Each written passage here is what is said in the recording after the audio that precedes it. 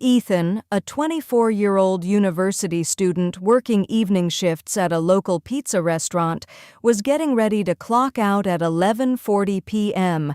when the phone suddenly rang. An elderly woman with a weak, trembling voice ordered 3 extra-large pizzas and begged him to deliver them that night. Although the restaurant had officially stopped taking orders, Ethan agreed because he was saving money for tuition and couldn't afford to lose the extra income. The address led him to an isolated property nearly 30 minutes outside town. As he drove, the streetlights disappeared, replaced by a narrow road winding through dense woods. At the end of the road stood an old Victorian-style house surrounded by overgrown grass and broken fencing. Every window was dark, and the building looked abandoned for years. Ethan considered turning back, but repeated calls to his supervisor went unanswered.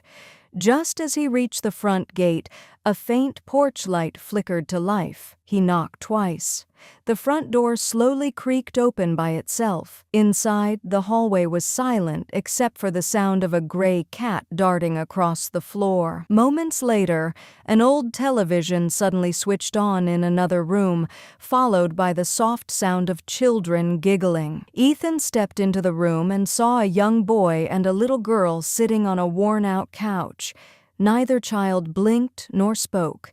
When he politely asked who would be paying for the order, both children slowly smiled. Their eyes turned completely black. Standing there was the dark silhouette of a tall woman whose face was hidden in shadow. Ethan dropped the pizza boxes and sprinted outside. He jumped into his car, but the engine refused to start.